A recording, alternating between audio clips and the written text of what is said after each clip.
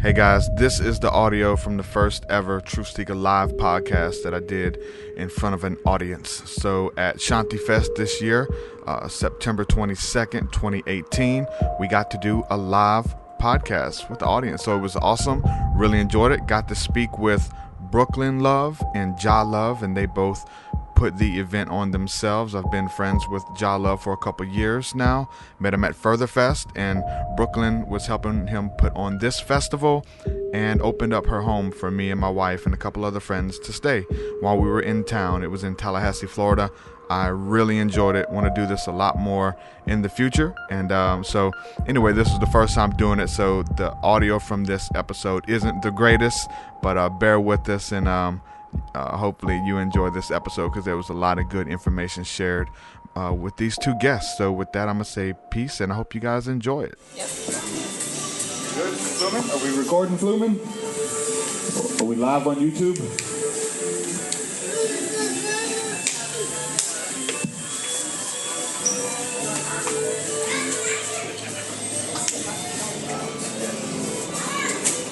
We're live. Let's go.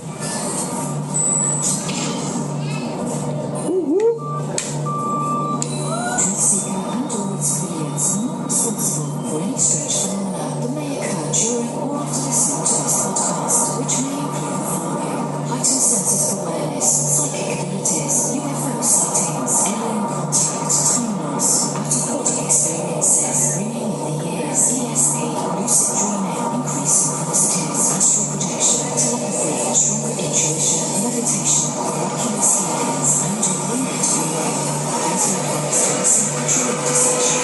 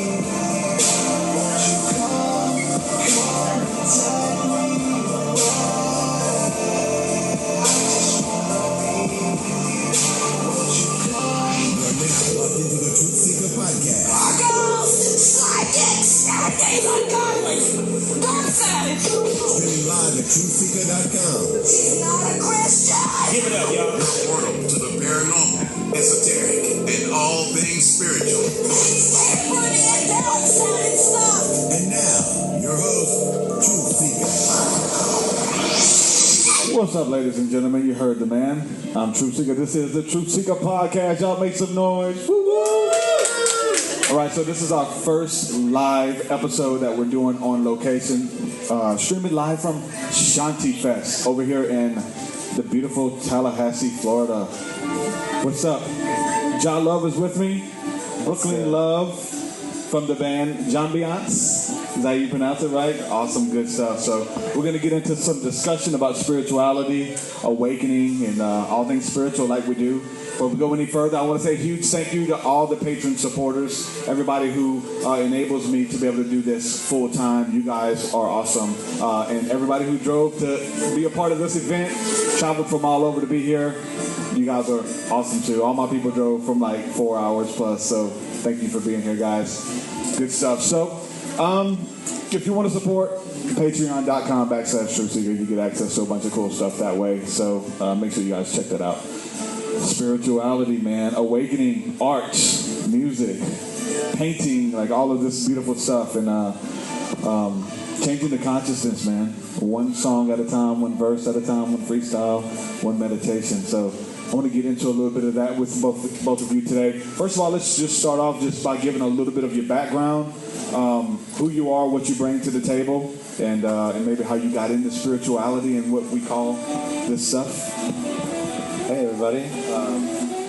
So, from a child, I was always really into music, and then I I was introduced to spirituality at a very young age, reading books about witchcraft and like science too, just exploring things that weren't really explored much. It seems where I like grew up, so that's where that kind of all started. Like when I was like 3 years old, I'd pull all the pots and pans out of my mom's kitchen and play drums. So music has been a huge part of my life, and I feel like I wouldn't be here without music, honestly. I think it's one of the most important things here on earth right now, and spreading messages and spreading a conscious vibration and elevating that vibration.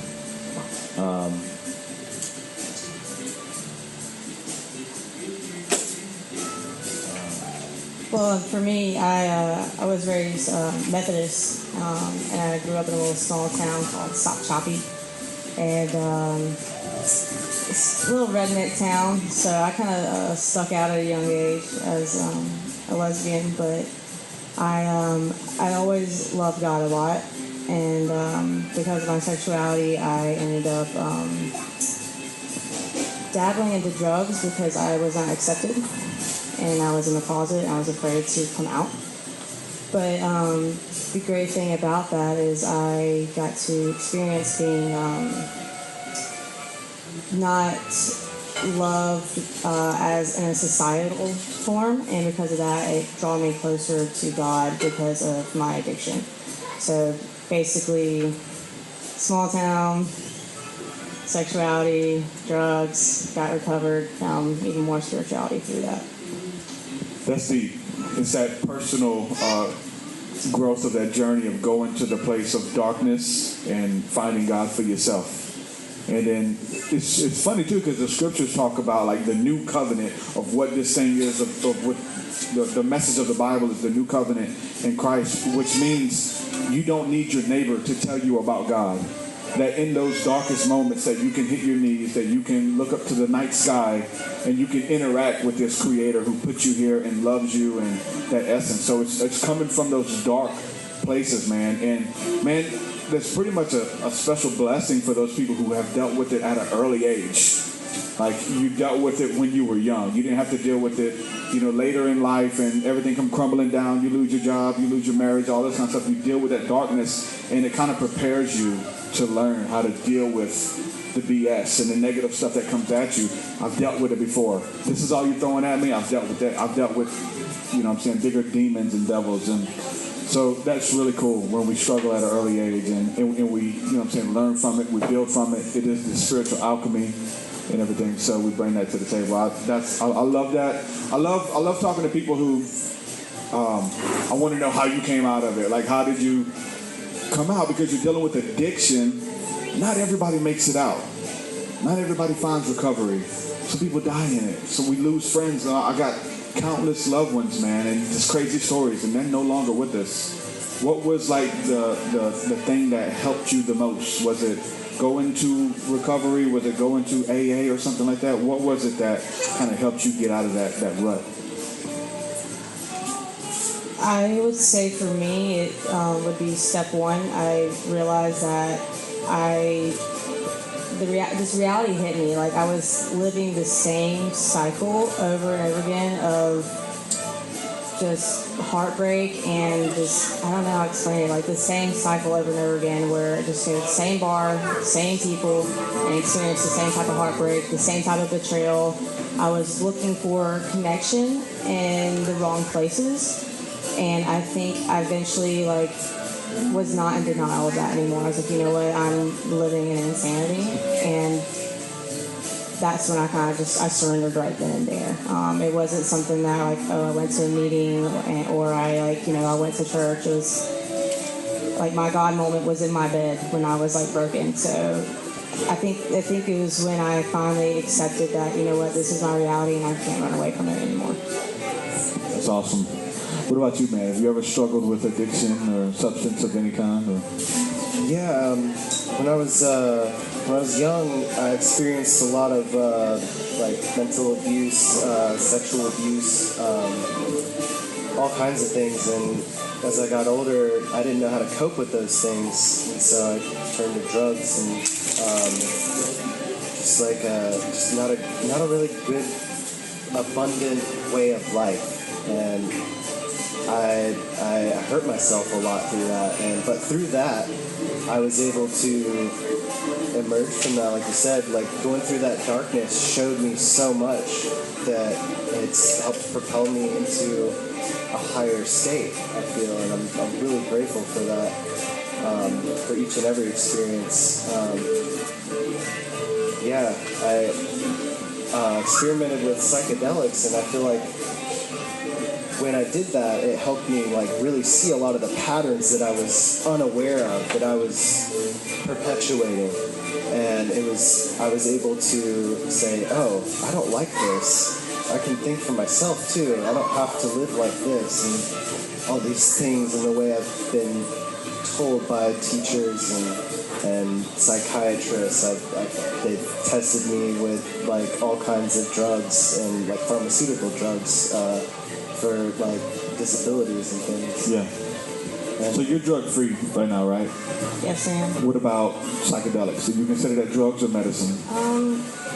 I feel torn about it. For my, I think it's up to the individual. If you really want me to be honest about it. Also, like I said, I do not represent any agencies I work for in the future. I think it's up to the individual. I think for me personally, it is a drug for me because I'm really good at taking something that's medicine and becoming addicted to it and overdoing it. I could take a small thing and turn it into a big to-do. Oh yeah, like it's easy. Like this is my reality forever. It's easy to find that escape, that little easy escape, and it's always like the patterns that are usually destructive in our lives is the quick fixes. What can give me joy that I didn't have to work for? Like you have to work hard to feel good usually. Like you have to do things. If you want to create a event, you got to plan. You guys help plan this event, right? You guys help bring everybody together. We traveled from all over to be here. You had to send out emails. You had to talk with the people who own the building. You had to get with bands. And then we can all come together and enjoy this and feel the euphoria and you know what I'm saying, have fun together. But it takes a lot of work to do that. And just like anything in life, a great marriage, a great friendship, a great relationship with God, like you have to work at all that stuff. Nothing's given. So with the drug thing, it's the quick release or the easy happiness or the alcoholism or pornography addiction, whatever. It's this instant release of dopamine and serotonin and things that just give us this quick fix that, hey, you didn't work for that. You didn't work for that. I'm going to take it back from you. And then the next day, you kind of come down from that stuff and you feel bad. So having a great life, good friendship, all that stuff works, man. You know, and you can see it, right? If you want something, if you believe in something, you'll spend money on it.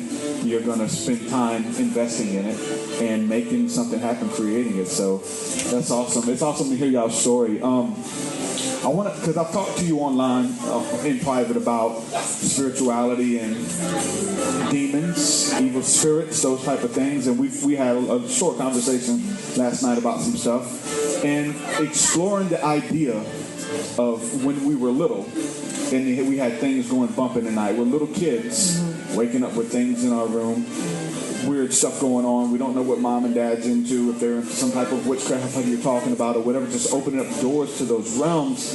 I feel like when you have those encounters as a little kid, I feel like you're marked. Like you're kind of put on the earth to do great things, and then there's this floodgate of evil that wants to stop it, wants to scare you and keep you away, keep you in the closet type understanding, right?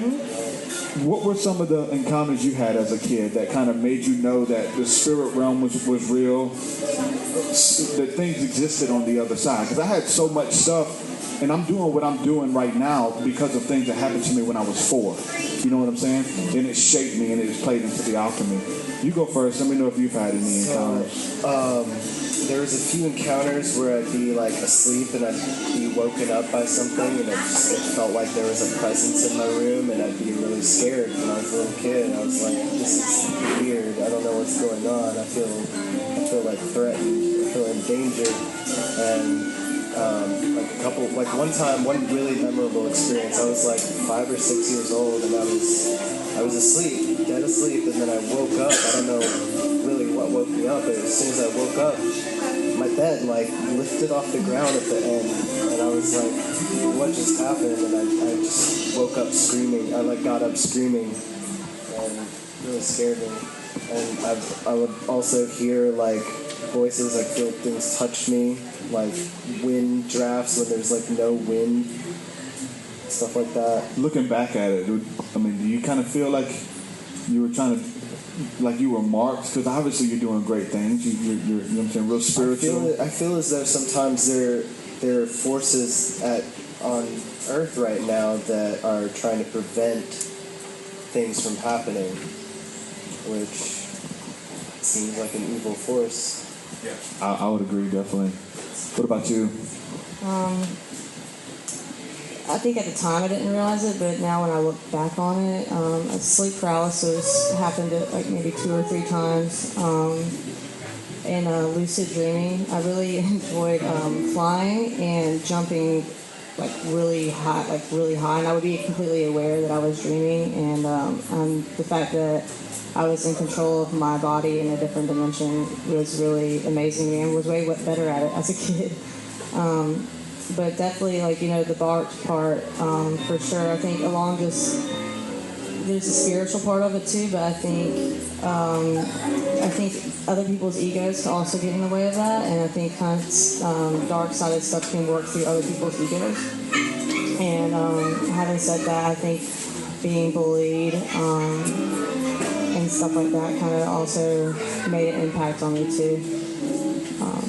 But like you said, it's a good thing to honor it and recognize it for what it is, and be able to break that karma cycle of whatever it may be. Are you able to see it in others? Like, because you dealt with that early on, and you know if somebody's in the closet, you know if somebody's being bullied, like you can pick up on that essence around them? Definitely. I've seen it with family members. I've seen it with past clients. It's basically not being understood and not receiving the love that you need while experiencing an extreme amount of shame. That it's natural, but at the same time, like, they need to be told, like, hey, it's natural to experience shame, but that's not who you are. You are not your experiences.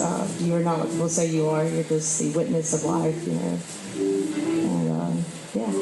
We have a lyric that I put in one of my songs. I actually got from Christy Lee. Life isn't happening to you. Life is happening through you.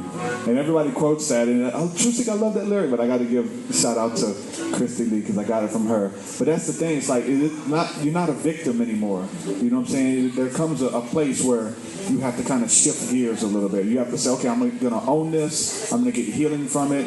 I'm going to forgive and walk in freedom. If not, those people who did those things to you, they have gone on with their life and they haven't thought twice about it.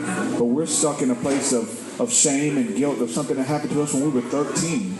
We've been carrying it for 20 years or 40 years, 60 years, some people.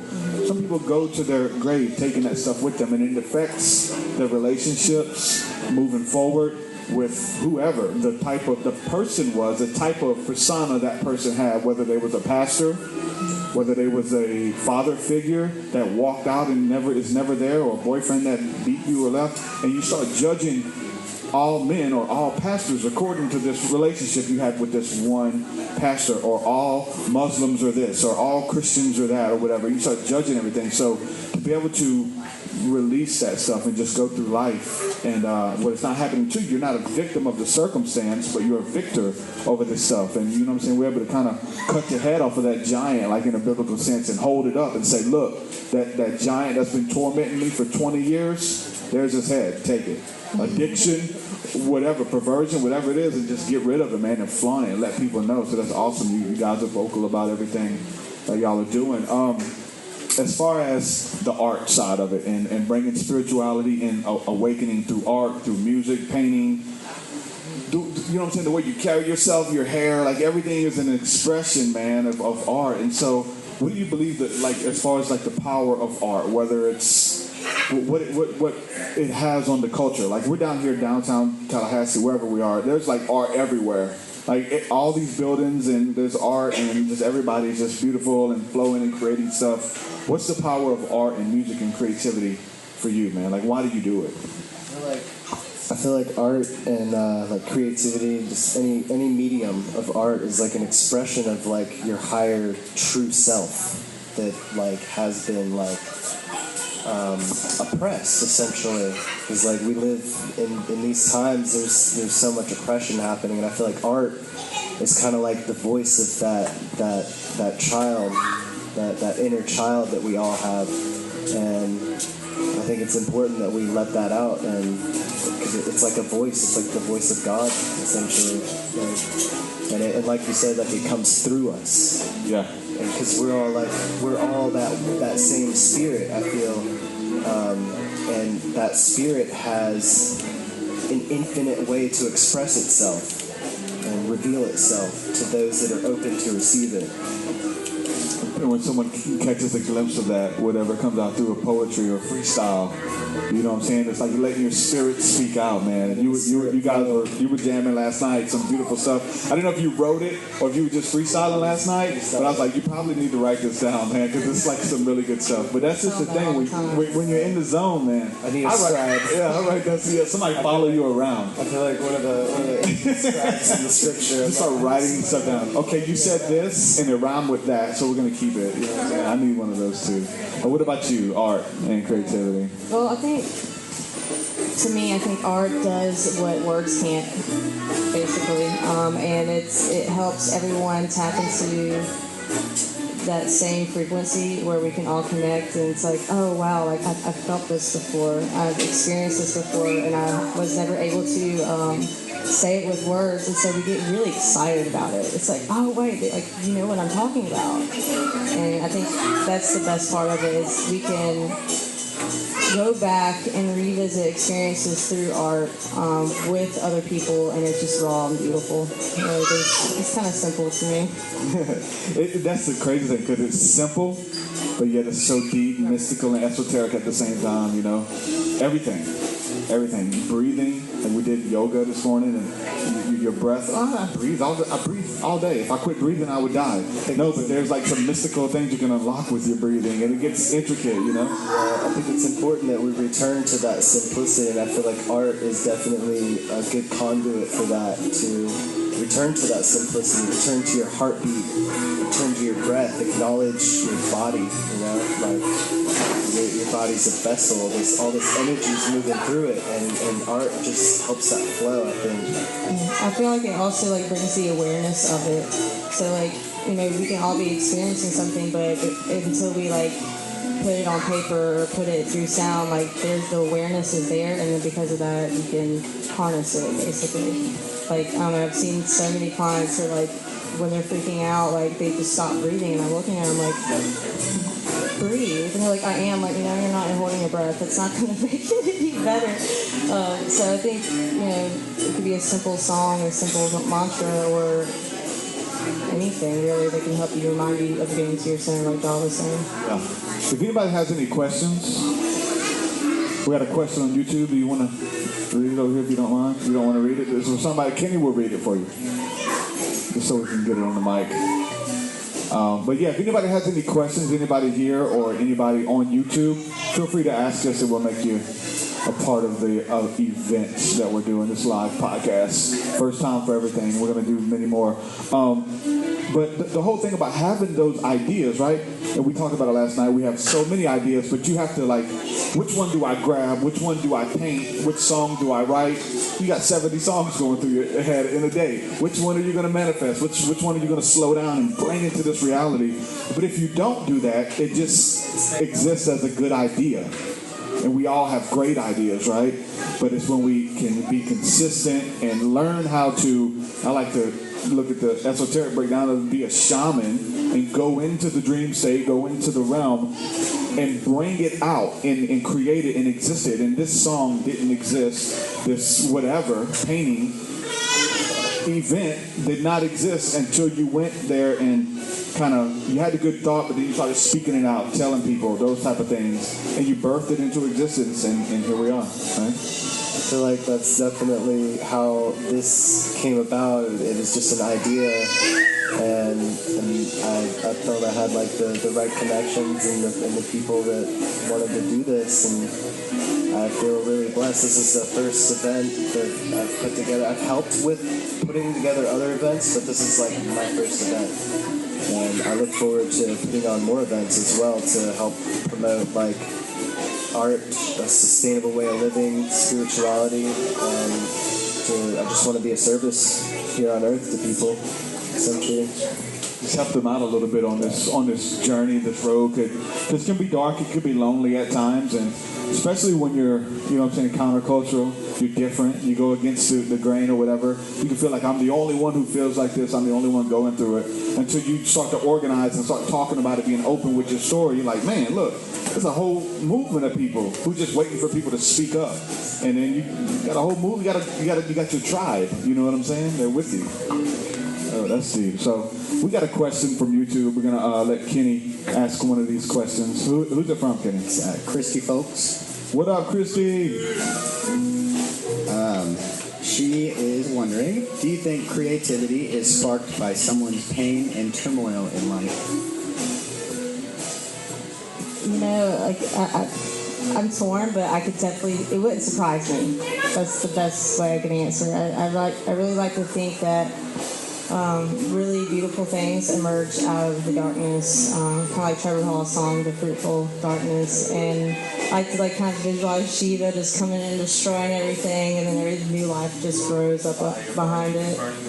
Right, and I think that's definitely relevant for my life. I think I was, asleep and just not even myself, and then eventually, like, I became so broken that new life was created. So, for my testimony, I think that's true. Maybe not for everybody else, though. Yeah, I feel like some of the greatest pieces of art or songs came from pain and turmoil and just like I can't remember where I heard this quote, but a lotus flower blooms in muddy waters. Nako. Which I think it was an Osho quote, but Nako, yeah. Anyway, that's that truth out there, and we turn that into wisdom when we put that truth to action. Like you said, when you have all these ideas in your head and they're just floating around, it's like a pool. It's like a pool that you can just draw from. And that pool can be completely full, but it's just a full pool in your head until you put the energy out into manifesting that. And it can be weird, especially in the spiritual realm.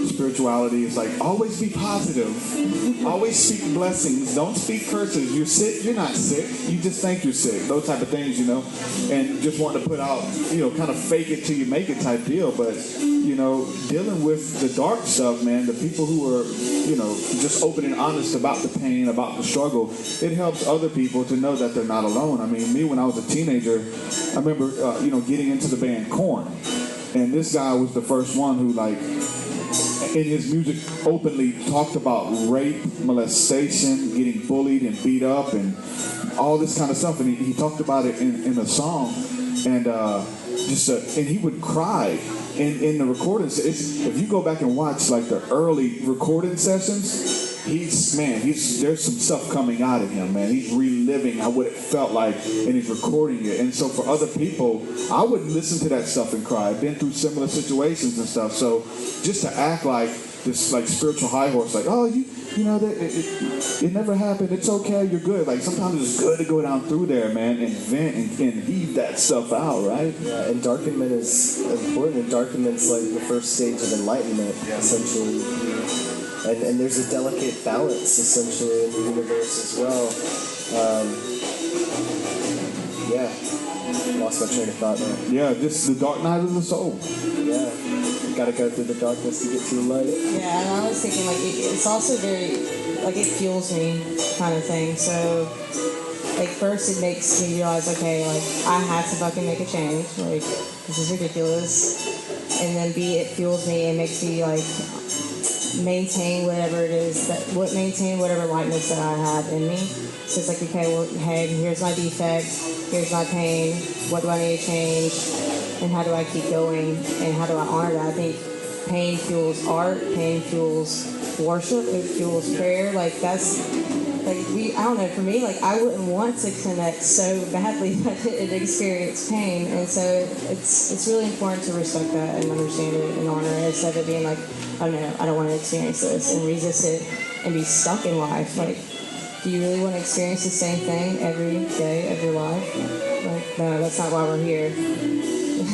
Yeah, your deep calls out to deep, and those who have, like, if you've been forgiven of a lot and you've been freed of a lot, you have a lot to be thankful for. So there's this gratitude, like every day, approaching life with gratitude, like, hey, I'm not where I should be, but I'm not where I used to be. And I'm thankful that I'm even breathing, because I could name you 7, 8 times that I probably should have been dead, or should have been in a psychiatric ward, or came out of a ward, or whatever the case is, right? And I'm still here. So every day is a blessing. Every conversation, every song, like everything is a blessing. And I'm thankful, and I want to help people who have been through similar things. It gives you an empathy for people. Like, you know what that demon looks like. You can sense it on people. You're able to be empathic, and you have empathy where you want to help them and heal them, whether it's writing a song about it or whether it's having a conversation about it. You know what I'm saying? Bringing healing to those wounds, man, that a lot of people don't address. Kenny said we got some more comments here, some questions from YouTube. You're leading right into them, and it's great. Amazing. So, Spirit. On the next two questions, it's a follow-up from Christy Folks, and then a question from Christian Ruvalakaba. Yes. Butcher that. What up, Christian? Can a person's creativity or ideas be suppressed by their depression or sadness within themselves? And just kind of a follow-up to that. How do you get away from that numb feeling, or is that a start of feeling better? Depression holding you back from creativity. I feel like sometimes in that depression, creativity can be birthed, but if you choose to stay in that, if you don't allow yourself to release that feeling, because all these feelings are temporary, so it is possible for us to work through that. And I feel like art really helps working through that. And if you're feeling stagnant or depressed and you feel like you can't make art, then I think it's important to go deeper within yourself and meditate, because there is a way out always. There's always a way out. You can't be stuck in it forever. It's temporary. I think one thing I realized during therapy for myself is I think that spirituality has like a physics part of it. So like if you're depressed and you're not doing anything spiritually, or you're not doing anything in your life, and you constantly are staying in that state, like a body at rest stays at rest. So it's okay to recognize, oh, I'm depressed, and then you move on from it. But you have that conscious choice, like you were saying, John, like to whether stay in that darkness, or you can honor it and learn from it and then move on. And it's okay, you can revisit it. Like, we're human, we're going to be depressed sometimes. And I think normalizing it is important as well. It's hard to come out of it sometimes, though, even though we're talking about it. Oh yeah, depression's this, but when you're in it, when you just feel like laying down and eating Oreos and playing video games or just doing nothing, like sometimes like it's hard to pull yourself out of that rut. You know that once I start doing these, and once I start drinking water, once I start fasting, doing yoga, meditating, I know I'm going to feel better. But just like to pull myself out of that rut and do it, that's a journey sometimes. It's a lot, for sure. But it always helps, man. Just exercising, like getting active, you know, and man, even just this morning, you know, shout out to everybody who was here for the yoga, and Christy Lee for the meditation. That was beautiful. I feel refreshed from it. I've heard Joe Rogan say, like, if you want to meet the most chill people, go outside of a yoga studio where people have just done an hour of yoga, and they're going to be the most humble, chill, what's up, man? You know, meet those people. So going back to art, spirituality, creativity in there, there's something just there about you creating something that wouldn't have existed without you breathing your breath of life into it, man. Whatever it may be. Hopefully it's something beautiful. You know, it's people creating wicked stuff and crazy stuff all the time. But something beautiful that's going to help people get through life, make their trip a little bit easier, a little bit more fun, a little bit more comfortable, let them know they're not alone. Those are the things that I like to focus on. But we're talking about the power of music, right? And I've been exploring these realms that you can enter in. So we have been able to listen to songs from Nako or whoever you want to name, Korn and they can take you back. Man, it's dark, but he can take you back to the bedroom while the molestation's going on. He has the power to bring you there and relive that with him, and you start crying and you're dirty after listening to it. Like, he has that power, right?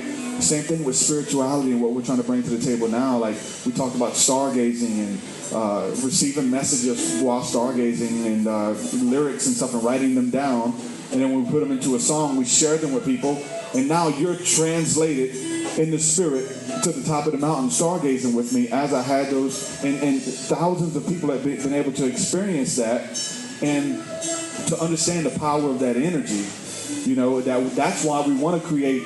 We don't want to focus on the negative stuff. We want to create a positive space, because no matter where you are, you can put your headphones on and you can be on that mountain with us stargazing, or wherever you were going through the woods on psilocybin, like talking to God. Like, you can write something and pull people back. You can relive that, man. Isn't that something interesting when people are playing music and it just has that energy to change the atmosphere? I don't know. I was just thinking, like, sometimes, like what if God's like the artist and we're just like the paintbrushes, or we're the camera and we're the instrument, and like, I don't know. I just think that would be pretty cool, and then we're able to see that within each other. One thing I like that Josh says is that we're all mirrors of each other, and I think we're just all like this instrument mirror-like thing, and we all get so hyped up when we recognize that in each other. Yeah, I definitely get excited when I meet other people that have like either like gone through that pain, like the same pain that I've felt. I usually can feel it. Back to that. I usually can feel that when I meet people. I can see it in their eyes. There's just like this connection, this vibration. It's like familiar. It's like, oh, we've experienced a lot of the same things. We're a part of this. We're a part of the same dream, the same vision, and.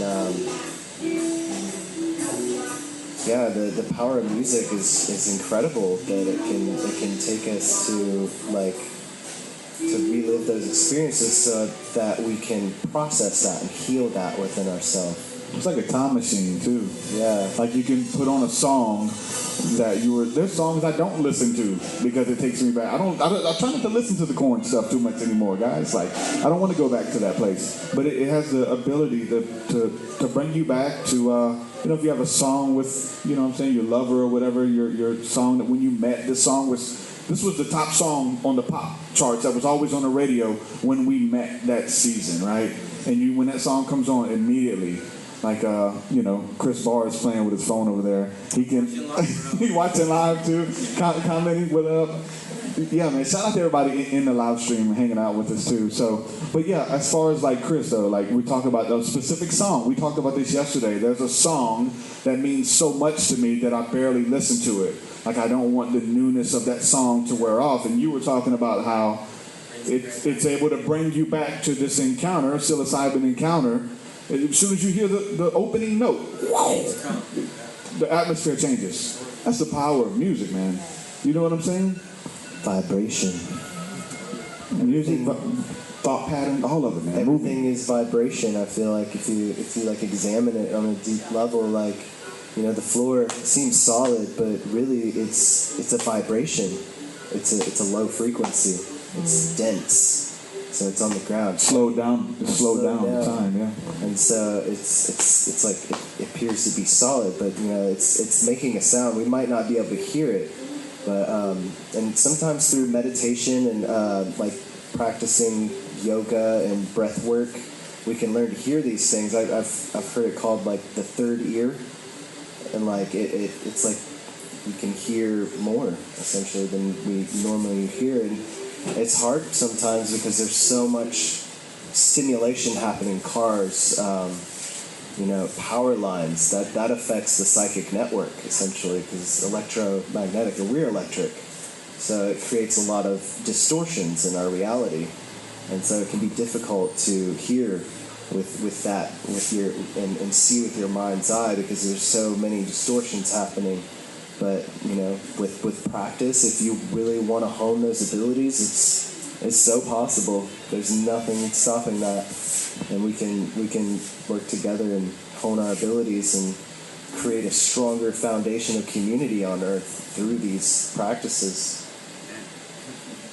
One thing that I think is cool is, like, I think people that have, like, also shared the same pain, or, like, have tapped into, like, your third eye or third ear, is like all these people come together and they're creating art or music, whatever it may be, and then out of nowhere there's like this synchronicity where it's like as if we've been practicing this song our whole life, but we haven't. It's like our first time playing it, and like, whoa, we just like created a hit song, like out of nowhere in my garage. It's like, where did this come from? It's like we all tapped into the same frequency at the same time, and we all got to witness it. And it's just like, oh my God, it just gets so exciting.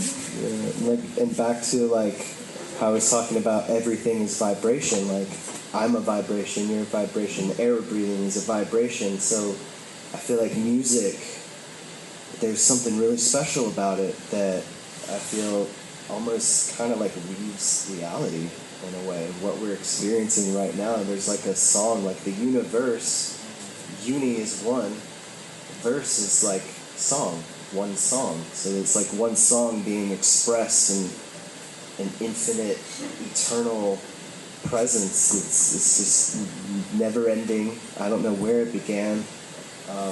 It seemed, like I said, it seems endless, and it's ever changing, ever shifting, ever shaping. There's many faces, many shapes, and it's beautiful. Yeah. I'm like, I feel through all that darkness and all the pain that I've experienced, and then everything shifting, and being able to process that information, like gratitude for everyone being here, because this is definitely a part of it. This is beyond us. This is so far beyond us. Like, so you're just able to catch that vibration, man, and kind of make it happen, pull it out. When we're talking about like life and vibration and the planet and the universe, like everything, the music of the spheres, like there's like science that shows you that the trees are creating like a little heartbeat. They're like had this metronome or whatever. They're the drums. There's a video somebody just shared out on, I think, of Esoteric Empire or something. But anyway, it was someone who had these little microphones that they put on a dandelion, a sunflower, and it was playing this really high-pitched angelic synth type. You know what I'm saying? And I've seen people take all of those tones and those noises. I mean, that's where we get the chant Om from. It's the sound of the sun, the song of the sun. And so we join with all creation, essentially singing their worship song back to the Creator. And then we kind of, have our life and everything that we've been through, and we want to connect with that sound, and we all join in unison with the whales and everything that's vibrating, making that noise. And it's so beautiful. I feel like the ancients knew about this stuff, man.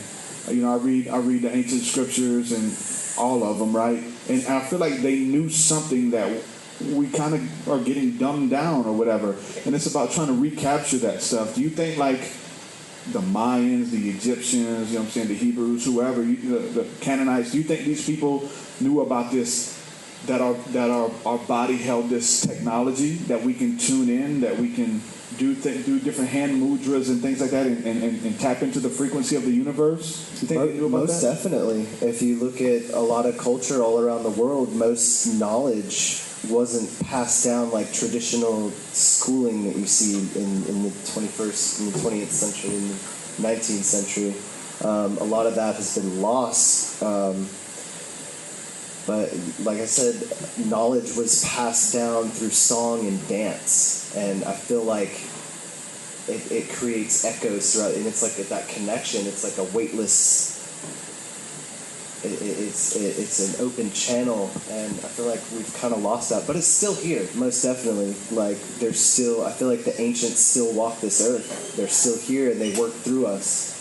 They work through everyone. That's I feel like they're trying to reach out to you at times, like when you can get quiet and you get those inspirations. Like, I know something that they knew, and they're like communicating with me almost. Most definitely. There'll be times where I'll be playing the guitar or even just like walking, or like I'll meet somebody and it's almost as if something just comes inside of me and takes over, and like I said, it's like not from me, it's coming through me. I'm channeling information that's timeless information, and I think it's beautiful. I think it's very important that we continue this.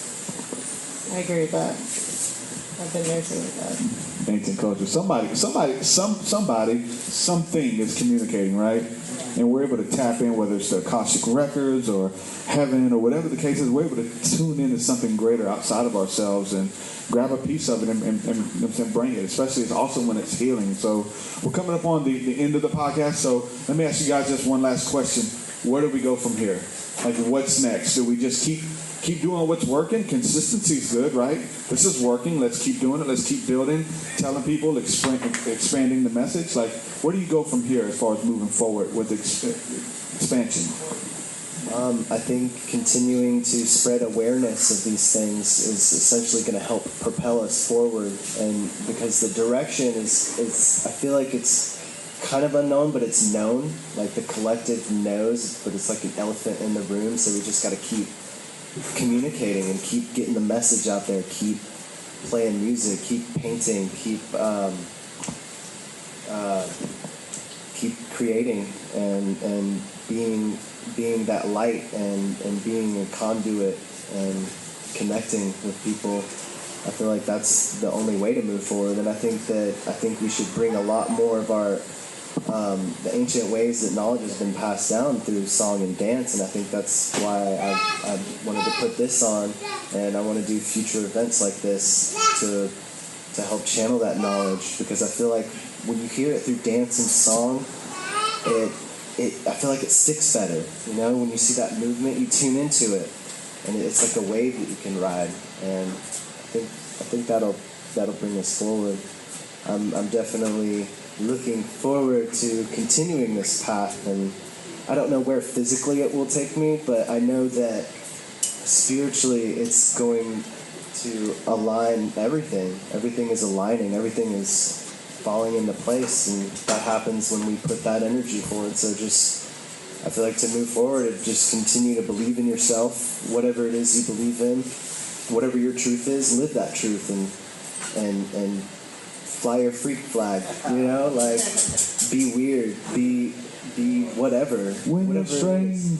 Yes, be strange, be eccentric, be eclectic, be individual, whatever you want to be. Like, continue to do that and live your truth, and I think that's what makes a better world. I think, yeah. Heck yeah. Round of applause for that, guys. That's awesome. Thank you, guys. Brooklyn, what's next for you? Because you got some pretty big plans. You got a pretty bright future ahead of you, some things you want to get into. Well, for myself, I'm just in school right now, so I think during this podcast, I learned that I need to honor my growing pains as much as I don't enjoy them. It's still something I have to work on, is accepting my growing pains. But I think as a whole, for any individual to make change, you have to be it's the how, so honest, open-mindedness, and willing. And I think that's really important. You're asking yourself in each moment, am I being honest, am I being open-minded, and am I being willing to do whatever that I need to do for myself and for the human race as a whole? Am I connecting? Am I being honest? Am I aware? I think that's really what it comes down to. It's kind of basically what John was saying, but I put a little acronym. That's what we're all saying. I think there's only one right answer. Comes through us. It's like we're all the same person or something. That deserves a round of applause as well, ladies and gentlemen. That's pretty much it for the end of the podcast. I want to say a huge thank you to everybody who's hanging out with us right now in this sacred space talking about these things. I mean, when you're talking about this stuff, like, stuff happens in the spirit realm, man. Like, stuff it's happening through conversation. That's when you know you're really spiritual. Or we don't have to book a session.